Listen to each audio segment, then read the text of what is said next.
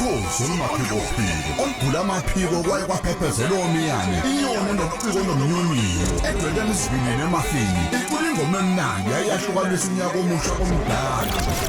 inyoni enezigidigidi zabalandeli abayilandelayo zamemeza sezidondolozela zathi siyayazi le nyoni yayiculela okhokho bethu abanye abathule isibongo sokhozi FM sisibhalelwe isidadada sothu Ukhozi FM luhamba phambili. Sinibingelele sikunamukele kuKhozi FM TV. Igama lami ngoNeliswa Cele. Siyabonga ukuthi uhlale nathi namhlanje. Mawumthandi womculo, ngihleli nomculi lana ohamba phambili. Ngihlezi ngisho njalo makuza abaculi. Khona ngeke kuthiwe khona engihamba naye. Umculi uLindokuhle wakaMsomi kodwa wena umazi ngeNtaba Yase Dubai. Bhuti uyaphila? Ngiyaphila ngezwe kuwena ngiyami. Ngiphila kakhulu ngoba sekukhona wena lana. Hayi siyajabula. Ngifisa ukwazi ngawe okuningi umculo wakho kuthi uLindokuhle ubani. Sitshele nje ababukeli bethu yonke indaba yakho. So ngizoqala ngokuthi nje ayomculo yaqala kuphi kanjani? Indaba yomculo iqale ngasho ukuthi iqale nje umuntu ekhulela esontweni. Ila umuntu bedlalela khona ekuthenini umuntu athola ithuba lokuqamba ingoma. Lapho umuntu khona arealize khona ukuthi engacula nanokuthi umuntu uzalelwe emndenini la umculo khona bekuyinto ephilwa khona ngoba ubaba beumuntu nje othanda umculo kangangokuthi benekhwaya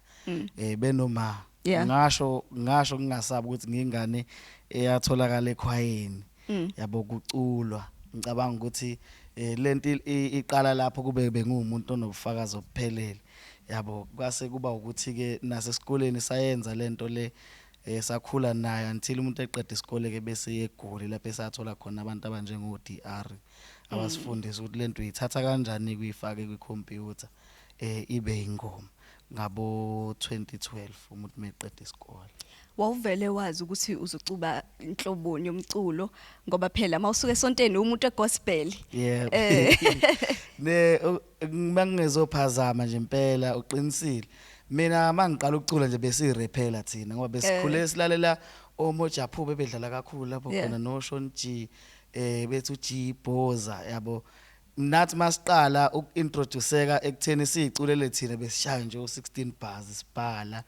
Ayi mase ngifike eGoli ngafike ngayizama futhi lento lebeyade siyenza ngabona ukuthi akuyona into yami le bangiyenza ngiyabikelwa angikho sure ngalento le and makuzofika lento ekuthiwa khona u-freestyle bese vele ingqondima ngabona ake ngizame enye into ngoba bakhona into ebengibalalela kumaskandi njengoshabalala rhythms njengobhek muziluthu yabo ngangithanda indlela abadeliver ngayo nje nabakwenza usheshe uyiunderstand ngakhona ingoma yabo kwase ngiqala lapho ke ngikhandela loshuni ke lo engangithi ngizobiza ngeNtaba Yase Dubai. Iculo lokuqala ngqa ukhanda loshuni wakho usalikhumbula? Ngeke impela futhi ngilikhohle ilona futhi lelo culo leli elangenza ngabona ukuthi khona indlela lalithi iNtaba Yase Dubai iculo la khona ladlala kakhulu futhi la ekhaya kini le show lena yasebusuku hip hop ngiyayibona inamba yadlala kakhulu lo ngoma leyo ke lapho ke umuntu aqala khona ukubona ukuthi hayi ikhona lento iyenzeka aqhubeka lapho. Shout out to uLi okungumsakazi wenamba ukuthi akwazi ukuthi aphushe ama artist alomculo. So angeke ngibuyele emuva kancane ukhula ebuncaneni wakho wawucabanga nje ukuthi uyokube iNtaba Yase Dubai? Ngabe nginamanga ngoba even ngisho umuntu esafunda bengihlale ngithi ngizoba ijournalist yabo cause benginayo lento leyo ukuthi ngakwazi ukuchazela umuntu into angayibonanga ngimenze abengathi bekhona kuleso simo leso ngendlela engizobe ngimchazele ngayo. Ngicabanga ukuthi ukudlalela e-studio okwangenza ngaba yilo muntu enguyena because nami ngangamboni at all ukuthi ukhona okunye besilokho esikufunda the more umuntu ethola ithuba ehlangana nabantu bengingazi ngoba kangangokuthi izinto eziningi nami ngisayifunda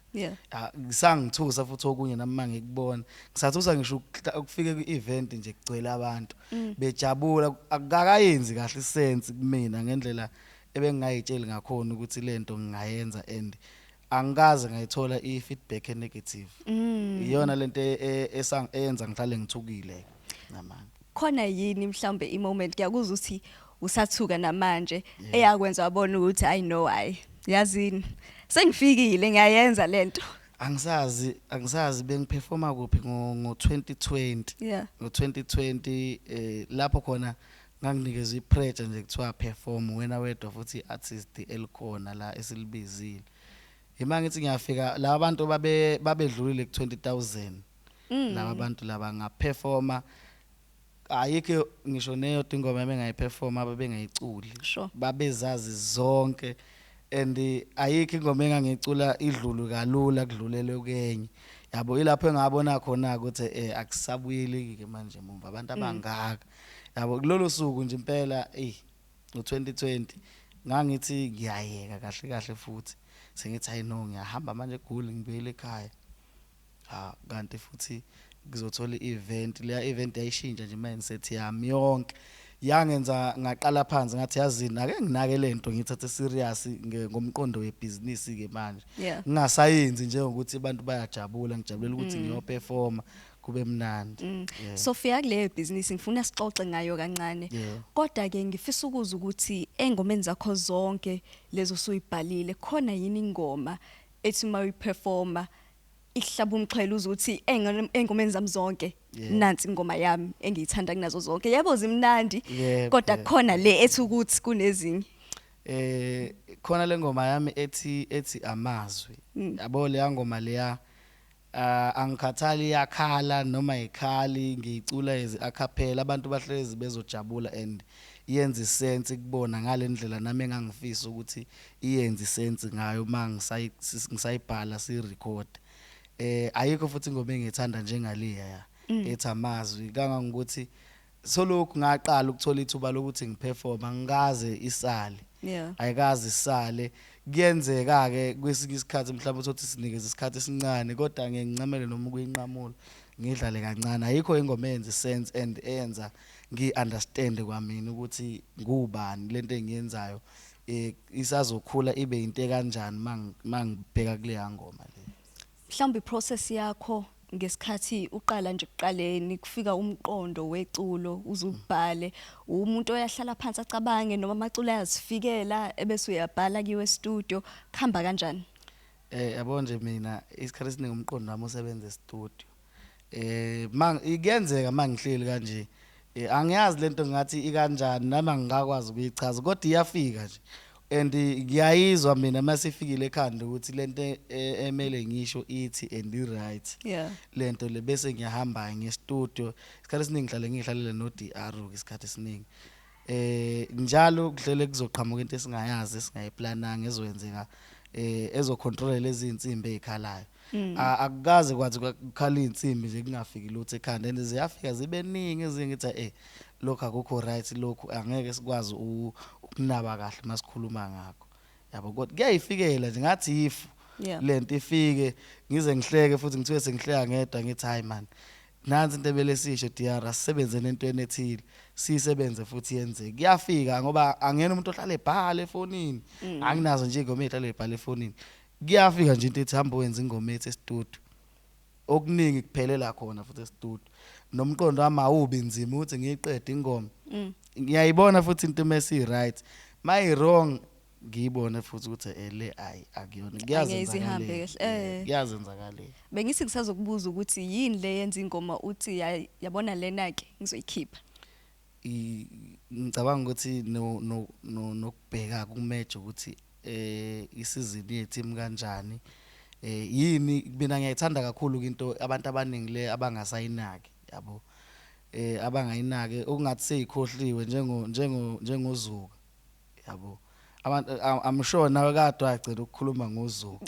yabo mina ngithanda lezi zinto kanjalo ngizothi uma uyilalela ngikhuluma ngayo bese uthi ucabangani lo yabo ekhanda lakhe. So ingoma zami ngiyazenza zonke bese ngiyabheka ukuthi yini nje engathi mawilalela usho ukuthi awuyazi lento iyenzeka ngempela yabo ngiyichuza lapho ke ingoma njengale ngoma yami yokugcina nje engiyiphushayo kaMswayipheni yabo engathi mangithule ngibuya ngabona ukuthi baningi abantu abaswayiphayo mabeholile ungapheli ngisho 5 days umholo Swipe. ayabo awusabajabulisi abo and abakhuluma ngayo lento le abantu endiyabehlele usuke seyedwa umuntu eyibuka nje account balance uthi hayi man Ish. why vele ngidla imali engaka ngosuku olulodwa yabo ngithanda lezi ime kanjalo mina enganakekile kodwa manje abantu abadinga ukukhuluma ngazo okungakhulumeki nomunye umuntu uthi yazi phela ngivele ngawuqeda umholo in 2 days yabo uqinisele kulokhu ufuna imali yokugibela inyanga yonke kanti umholo uqedile ngithanda lezo zinto ezikanjalo ke mina Sikuba neNtaba Yase Dubai kuKhozi FM TV. Masibuya ngifisa ukuza ukuthi imboni yezomculo imphathe kanjani nanomunye nje umsebenzi awenzayo ngale komculo. Father's Day when we were watching Simunyamara, we were dancing mobile had a room divider. Onze traffic gehad me like odume, lwakhe. That was just old. When men made us feel at home and 50-50 was just a show on TV. That's because they were scared. Now we're learning lessons from the real bads on the estate and Guyani. Hotspot Cele says mom just right for the weekend. Yo, I do this like I do this for TV. On the real though, paying out TV licenses keeps industries alive. Let's stay informed, educated and entertained. Making memories and telling stories for the now generation. Go to tvlic.co.za. TV licenses. Pay yours. Make a difference. Siphinde sikwamukele kuKhozi FM TV. Sikhuluma neNtaba Yase Dubai umculi wala eNingizimu Afrika. Ningoma eningabi esiyithandayo. But wami kade sisakhuluma nje sihleka lana kwi-break uthi usacula kuhamba ugesi ungaseyivile. Kenzeke kumele uqale phansi isaphindika ayiphinde ngoma. Ayibuyi le yanto leya. Ngamano ishintshe ibe ngenye indlela okungcono uperfect le ndlela entsha ngoba kuvele kugeje. Hambile. Ya, gejeka ngempela. Yo. Ngifisa ukuzwa imboni yezomculo ikuphathe kanjani. Siyazi ukuthi imboni enophixihixi nama ego amakhulu kubantu abahlukahlukene. Zakhala. Wena ikuphathe kanjani? Engakusho mina esidini lami umusic angibanga nayo experience enhle kakhulu engathi ngifunde into eningi kwabanye abantu. Azibanga right mangingabala nje indawo eziningi engeke ngadlula khona nami ngithi ngizama ukufihla umusic wami engwenzayo ukukhusela khona ukuze ube protected. Ngisayine ema company mina u3 and ama experiences engibe nawo kuma companies akhona befana iyodwa ebi right nakhona biyenziwa ikhona ukuthi I think ingoba besingasayinanga bekusizwana ibona abantu engakwazi ukufunda kubona information eningi ngomusic noma babe nganginikezi yonke ngoba kwakungekho into engaka esihlanganisile yabo kodwa nje kubukhona kufunakala ngathi ungalazi khona lakho ukuthi limi kanjani otherwise nje ayikhona akukho right. Mhlambe mawusubheke emuva sesikhuluma nje nangebhizinisi lomculo. Khona yini into ongacishisa ngayo abanye mhlamba abacula abasangena kule mboni ukuthi beyiqaphele ukuze bona bengayitholi bese inkingeni emculweni? Abo engathanda ukusho nje entweni elula abantu abaningi abasokolayo kuyona abangafuni futhi ukuyamukela ukuthi iyenzeka lento le yomculo uma umuntu okwazi ukubeka imali. Leyanto njengokule bhaya into oyifunayo ukuthi ulokhu ukhokha kancane uyithole lento oyifunayo no music kunjalo uyenze ingoma yakho ene quality endaweni right bese ushutha music video one quality wenze ngendlela right ukuthi ingene kwi TV na kwi radio angeke ingangeni into eperfect and umucula awiculeli wena because abantu abaningi banye bashawe khona ukuthi bayiculela bona uma ecula ingoma ejabulisa yena esho lento le ayithandayo forgetting ukuthi umusic muwenza wenzela abantu kodwa nje into ebaluleke kakhulu ukinvesta kulento le ngale ukuthi uze uthole icompany ikusayini angisho ukuthi ama company awekho right sengisho lo umuntu osase independent ongakazi ukuthi from ukurecord ingoma melenze njani bese ukuthi kube nale stage lesokuthi khona uthole icompany khona ukuthi usayini ku right ukusayina ayikho into wrong ngokusayina engingakusho nje ngokusayina ukuthi izinto eziningi emele uyiqaphele ukuthi into oyisayinile iyenzeka yini ngalendlela le ovume ngayo na o ngalendlela ekwenze nawe wazi wavuma wathi ngiyasayina izinto eziningi ezilimaza abantu lezo ukuthi usayine ungabhekanga ukuthi khona ke sathi sokwenza kanjani yabo ubone sekwenzekile mawusuthi uyakhala kuthiwe sasithe ukuthi sokwenza kanje wena awubukanga ukuthi babelishilo nalelo point just because ujahile ufuna ukuthola umsebenzi ufuna ukushintsha isimo ekhaya yabo mina nje kuma contracts engiwasayinile ngeke ngiqamba manga ayikho neyodwa engishayile mina besixabana nomuntu personally ngokwenza into wrong ngokungafuni ukwenza leli qiniso leli alibhale lapha phansi yabo mina yami inkingi ilapho ukuthi abantu abaningi abadelive ngalendlela le ofuna ukuthi badelive ngayo. 2 i-fake life mina ngikwazi ukuphila i-fake life ngiyenze ngathi into nginayo ngibe ngingenayo angikwazi futhi ukuphoqa isimo ukuthi ngize ngibe nento just because abanye abantu banayo or ngoba ngi-artist nami shuthi kumele ngibeke ibhluku ezinqeni yabo angikwazi ukwenza lokho mina ngiphilela ngalendlela yami angikweleti umuntu the only thing engikweleta abantu ile ngabafundisa yona ukuthi nginokubhala ingoma ngirecord ngiyikhiphe bayijabulele yabo so ezinye izinto ezikwenza ukuthi uma umuntu oculayo ulimali because ufika ukhale ngezinto ongakaze wabanazo i-Air Force ngikuthenga i-Air Force ngathenga ezebe u2 yabo bese ngiqeda ngikutshela ukuthi wena ke manje usuyi superstar manje yabo ungasathenga isitolo esithile thenga isitolo esithile qala mindset yakho sengiyicontroller only to find out ukuthi lezi zinto lezi zangempela emele ngabe ziyenzeka esivumelene ngaza ayisenzeki yabo izinto eziningi ke ishaya abantu abaningi kuba excited kakhulu mina einkampanini engike ngangena kuzo ayikho engike ngahlala isikhathi eside kuyona just because isikhathi esiningi ngihlale ngivula amehlo yabo cause ngihlale ngilo muntu lo kahle isifiso sami kube kwakwenzeka ngangifisa ukuthi ngiculele nje ingoma qede engaziwa lo muntu oculayo ukuthi ubukeka kanjani yabo kwasho ukuthi ka akwenzeki yabo kodwa kahle mina ngiyathandela kuba yilo muntu o behind izinto eziright yabo kwenzeka into eziright bese kuthiwa kunomuntu ongemumva kuthiwa uNtaba yabo kahle mina ithalente lami la ngempela nami engilaziye ngithi mangihleli yabo ngenze into njenge-event yabo isikhathi enye into engithanda ukuyenza kakhulu ukwenza into ibe yinhle then abantu mebeyibuka bengangiboni mina kodwa ngitholakala kuyona leyo nto le that's why izinto eziningi ngiyiqaphela kakhulu ngeke mina nje uvela ungithembisa into igcine ngenzeka ngizoyimonitor from the day ungithembise yona ukuthi isenzeka yini lonto ngalendlela le yabo futhi ma ukuthi asivumelani mina ngiyashiya ngikwazi ke nokukhuluma kakhulu ngikhulumela into eyodwa oyibonayo nawe uthi wrong yabo so into eziningi ke njalo kuba excited kakhulu ungayifunda icontract uyifunde manje usho nawe ukuthi uyavumelana naye only to find out ukuthi masuhlili awusakwazi ukunaka ukuthi nokuthi ke kodwa khona cha akwenzeki njengoba kwakubhaliwe sengihleli nje phela ngoba ngidlalela istatus sokuthi mulapha we superstar or ngisazoba i-superstar maybe ngelinye ilanga so mina ngithandi vele le celebrity life mina ngithandela ukuzenzela umculo ngumuntu othanda umphakathi nokusiza abantu babe right yabo angeke ungikhohlise nje ngento encane engisayenzile ungitshela ukuthi ayike suphumelele manje yabo ungayenzi lento le fana bese yayenza uthi wenzenye yabo so ngiyaxhopheka ngcono ngiyeke into engenzeki yabo mhlawumbe kule mboni enye into engasiza ukuba nomuntu osehambe ngaphambili okulekelelayo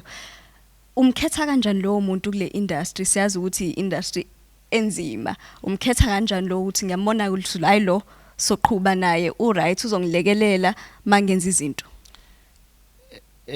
asifani singabantu engingakusho ngithi mina it's either uthola umuntu enazana naye personally enikhule naye ohlale khona eduze kwakho from day one usayibhidilisha lento until uyenza ngempela ayifunde lento endleleni the more ukhula ukhule naye o uthole stranger enizwanayo nasabo laba futhi laba esibathole ekuhambeni yabo enizwana naye umuntu okuphilela ngempela yabo because abantu bayadayisana badayisana khona nje igame edlala kakhulu la kwi-industry uthi ngihleli nawe nje khona umuntu ozazongifumbathisa imali thizeni ukuthi ngixoxele nje ngawo ukuthi useless kangakanani yabo so kufuna ngathi ungathola umuntu omthembayo ngempela naye ozomehlele izibuka izibona to build way lento le beside lento le kwayena kayilutho yabo then umuntu ozovela ethi nje hayi ngifuna ukukumanage yabo because nalabo bantu le iningi abantu abafuna ukuyikhuluma lezo izinto ezenziwa ama manager wrong abantu abazenzayo yabo mase ukhuluma ngokungathanda ukuba nama manager kube ngazuthi hayi akafundanga ikhanda liqinile kanti iziningi izinto abazenzayo ezingekho right umuntu athi uzokumanage kanti ufuna ukuthola ichance ukukushasha nje ukuthi hayi mangena ama gig ngizochaya 20 bese ngithi kuyena no15 yabo uze ngalo mindset yena so akukho lula umusic mina ngiyakholela ekutheleni umusic uyispirit somuntu and ithonga leliya elikhuluma kumuntu naye angalazi agcina elitholile kodwa uthi iliphi lelithonga lelithanda ukukhuluma ngalendlela kuyena so ngiyakholela ekuthenini umculo akuyona into ongadlala ngayo especially uma uphiwe yona idlale omunye umuntu adlale ngayo ngalo ndlela leyo eqeda ixhaphaze bese kuba ukuthi iyondla omunye umuntu igcina ikulimaza nawe leyo nto leyo yabo because nalamathonga ayabuka ukuthi into yakho ithathwa yilo muntu only to find out mhlawumbe uthi lo muntu ugangile nje uyasazi nje vele isiZulu nokuganga ukuthi intshontshwa kanjani into kumuntu ekuyena ehleli nawe la so ifuna ngathi ungaqaphela umusic uunderstand ube sensitive futhi kuwona ungaveli ukhe phezulu because ungacula ucule wena ujabulela ukuthi uyacula abantu bayascream abafuna ukushutha nawe kanti uthunyiwe ukuthi kune message omele uyideliver lo muntu ayimoshe lo bese ziyaxoveka izinto zakho so iziningi into emele uyibheke uthothi umunye uyaganga yabo abantu baganga bakwazi ukuthi uhleli naye benze ukuthi imali yakhe ize kubona behleli nawe abanye abantu so iningi into emele uyicabange uma uchoose umuntu ozoba seduze kwakho ungaphili yabo nje mina ku-industry nginayo umngane hayi ngoba ngingabathanda nginankinga nabo but ngiyakholela ekuthenini kumele ngazi u95% wezinto zami ukuthi zenzeka kanjani then abanye abantu yabo because akukho right ngabe ngidlala ngawa akukho right and mina ngikuthandi ke nokuhleka nomuntu ongigoqayo yabo uyahleka kodwa uhleki yabo masuhambile futhi sengiyenye into masunabanye abantu yabo angithandi into enje mina ngithanda umuntu ofair oreal nje yabo into uma ungayifuna uyifuna it's fine isihloniphe lokho then uthi uhlale nathi uhleke yonke into masuhambile yabo iindustry yethu kanjalo ake ukwazi ukumthemba omunye umuntu la abantu bagange kakhulu and umuntu ufuna into ezakuyena kuphela eza kuwena kanendaba na ufuna ukuthi umuntu avule amehlo inzima le industry kakhulu sengifisa ukuzwa ke ukuthi ngale komculo ubani uNtaba Yase Dubai khona izinto ezenzayo ezinye njengoba bengade ngishilo ke kancane ekuqaleni ngithanda ama events ngonyaka nginama event engikwenzayo khona enkulu nje yokugcina kakhulu esondele kakhulu enhlizweni yami engibiza ngekhuphuka music festival engiyenza njalo ngoDisemba ngasekhaya eMthandeni mhla ka25 indlela engithi ngijabulisa ngayo nama abantu bangasekhaya ukubabonisa into enhle engisafisa ukubenzela yona uma ngingathola amandla njengoba bengishilo ukuthi mina ngumuntu othanda umphakathi kahle kube mhlambe ngangina le ngqondo ngoba yikhansela ngoba yikhansela yabo ngilo muntu onjalo mina othanda ukuletha into enhle abantu abaningi abahleli abangafuni ukuyenza yabo ngilo muntu so ngithanda ukwenza ama event enye into ke ngiyenzayo kakhulu ke ngibambisene noDR kuyona icompany yami le umculo ngumculo ngiyawuthanda and bekuhlale kuyiphupho ukuthi ngibe necompany yami irecord label enama artist i3.7 entertainment iyona ke into engifocus kakhulu kuyona ngoba ama event awenzeki njalo kuba yileso sikhathi nje kwenzeka ievent idlule kube iplan yonyaka kodwa nje into engifocus kakhulu kuyona i3.7 entertainment njengoba izo release iphinde iveze ama-artist esiwasayinile ngoba isiwasayinile kuphela ukuthi besingakawavezi official ngenxa yabaphathi bakhona abangakavumelani ngokuphelele ukuthi sibaveze kodwa khona sibasayinile ama-artist and kulonyaka futhi izowaveza iphinde ikhiphe umusic omusha oqhamuka kubona nange bephinde beveze nevision ke 3.7 ukuthi ifisa ukuvela njengekhampani enjani kwi-industry. Mhlambe kunjani ukusebenza ngale kade usuwumculi manje usuyakwazi manje ukusebenza ngale ube kuyikhampani ulekelela abanye abaculi? Ngasho ukuthi akukho nzima kakhulu as much as khona kunzima kutrickinyana ukuthi uthatha umuntu esuka kubo nje bese banale mindset ukuthi uzophumelela and kumele aphumelele ngenxa yakho kumele wenze sure ukuthi uzokwenza lokho kodwa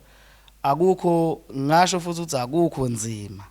ngoba kufuna ngathi ungayithanda lento ube nothando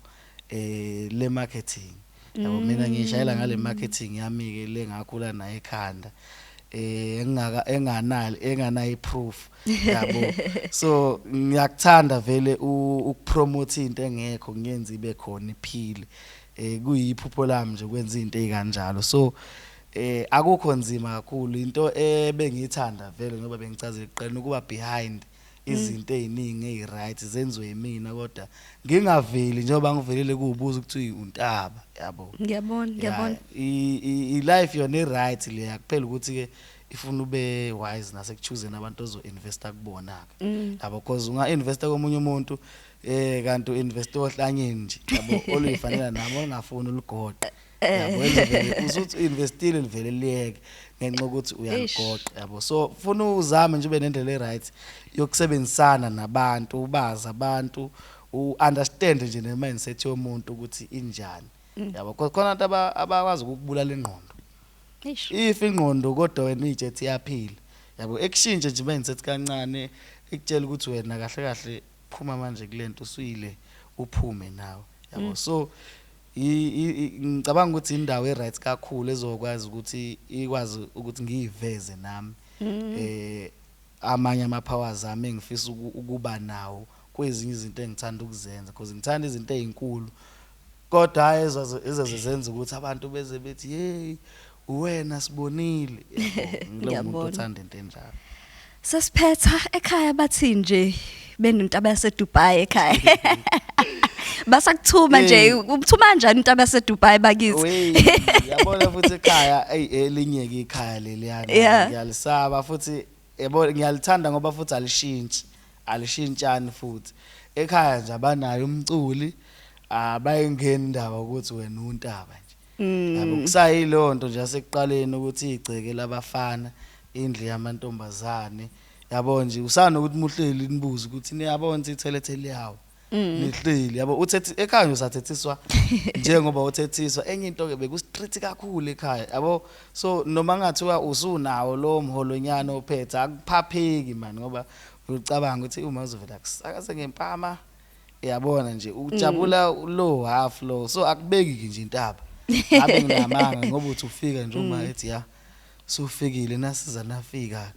bengifuna vele ngihambisela amacheba ami eyokhanda amacansi yabo sishintshile njalo indaba kaNtaba bayingeni nanokuthi ufikile intaba bayingeni nezithombe ukuthi bazoshutha isithombe cela amacansi ami ke ndoda ukuthi cela abangani bakho niwahambise le phesheya komfula yabo so akushintshanga lutho seyisekhaya nje ngasekuqaleni and into engayisho ukuthi iedekile ke irresponsibility bakwenza ube awekakhuluke manje ukuthi ke babako izinto ezibheke wena ke manje ngiyabona ikushubele ke so yenza sure ukuthi izinto ziyaluka uyathanda uthanda yabo into enjalo mama. Ikusasa libheke phi khona ifiso nazo mhlambe ngomculo wakho noma la ubheke khona nje ngokwempilo? Ikusasa lise 3.7 nazo zonke izinto engisazoyizama eziphathelene nebusiness ngoba ngisasebenza kahle ngisasebenzele kuinvesteni okwamanje ukuthi 3.7 ibe nezinto zayo ezophila ngazo yabo because anginayo ngenqaba manganginayo umuntu engathi uyena ongichasayo yabo entweni engiyenzayo. So ngisayenza out of uthando lwami, ngiseva yona le mali le abantu abangibhukha ngayo ukuthi ngikwazi ukuphilisa le 3.7 nalabantu engibasayinile abazo imali engizobe nginayo ku 3.7 iyona le engizobe ngisebenza mina ayiqhamuka indawo anginayo futhi umuntu wakwathi yazi mina ngingakusiza mawungenza ukuthi ngiyafisa ukuthi kube ngabe ikhampani enjalo yabo. So i-future yikho ngithi se 3.7 ukufezeka kwazo zonke izinto engizozenza njengamanje kuma event kuma artist engizowa release kumculo ke nami engisazowenza ngoba ngeke ngiyeke ukucula ngisazocula kuphela ukuthi ngeke ngize ngiphushe ngale ndlela le yasekuqaleni because manje akubukeki futhi kahle futhi uboss uyacula naye nawe futhi uyacula uboss uya release manje nawe uya release ukucula mina sengizocula ukuyivezela le message nokuthi ngiyayithanda ireality ukuveza impilo njengoba injalo yabo before Florida and Sentini ukuveza lapha mina sibasa yabona sihlanganisa umlilo ungahlangana uzohlangana yabo ngifuna low life le. So ngibheka kakhulu nje ku 3.7 ama companies ami engizaziwavula nalamanye amashisa inyama hayi usibize ke sodla inyama hayi asicushwa ke ngasekudleni yabo into engisazo invest kakhulu kuyona lama business okudla into eningi angayiqedi kodwa ngisazo invest zona futhi lezi mali lezi abantu abangibhukha ngazo ngiyajabula nje ukuthi abantu bangibhukha futhi ngiyathanda ukubabonga abantu abangibhukhayo nabantu aba-attend ama event engisuke ngibizwe kuwona. Leyo nto leyo ingakhili sangakha namanje and isazobakha nabanye abantu abazoba se 3.7 ngiyathanda nokubonga lokho ngikuveze ngiphinde ngibonge nabantu ke abasabalele sitalent lethu njengawe sisamleduze kwawo Sibonge kakhulu bhuti wami kuthokozelile ukuxoxa nawe. I'm sure nababukeli boKhozi FM TV bakuthokozelile ukwazi bazikwazi nje ngale kokulalela umculo wakho. Ngiyajabula nami ukuthola lethuba elingaka ngiyabonga. Siyabonga kade sihleli naye uLindokuhle Msomi umazi ngeNtaba Yase Dubai ungabaleki ngoba engaba kanjani la e-studio ebese ngasiculeli ngizosuka lana mina kuhlehliswa ama couch kushisa ingoma mina nawe sohlangana kwesinye isiqephu soKhozi FM TV. Thathi glass uthele isiphuzo uhlale phansi ngixoxele indaba kamzala wakhe yenze isitoli izolo. Thathi glass uthele isiphuzo uhlale phansi ngixoxele indaba kamzala wakhe yenze isitoli izolo. Ube swipe engaqedi yazi umzala kadeli uyiqede yonke imali baze bamvume esitolo bathu yena umswayipeni wosu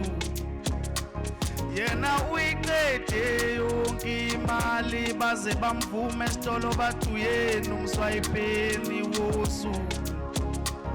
yena uyiqede yonke imali baze bamvume esitolo bathu yena umswayipeni wosu. Ube swipe amabhodlela ngamabili ukuthi iphuziso kanemenayithi ngexoxele hayi mkinci uthenga ngisho into engenasidingo athi bangamubuyisela ushintsha bajabule kakhulu labo sisahamba nabo abafika begqoka ikhindi babhizi babiza amakesi ngathu ngemali engathenga amawindi umzala ivusela umtshondolwana wakhe plus usimenda ubizi yena uyaphuza imali uyayibhema enye uyidla nombali nosamke wemzala ngikuxoxele indaba komzala wakhe yenze isitoli izolo. Thathi glass uthele isiphuzo uhlale phansi ngixoxele indaba kamzala wakhe yenze isitoli izolo. Ube swipe engaqedi yazi umzala kadeli uyiqede yonke imali baze bamvume esitolo bathu yena umswayipeni wosu yena uyiqede yonke imali baze bamvume esitolo bathu yena umswayipeni wosu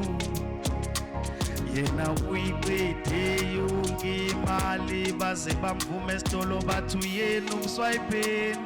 wosu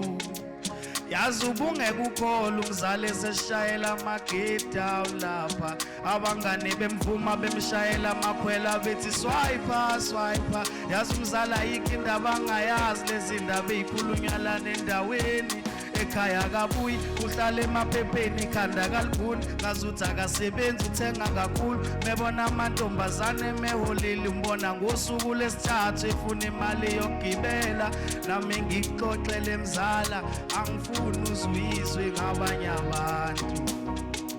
umswayipeni ngiyabonga kakhulu ngiyabonga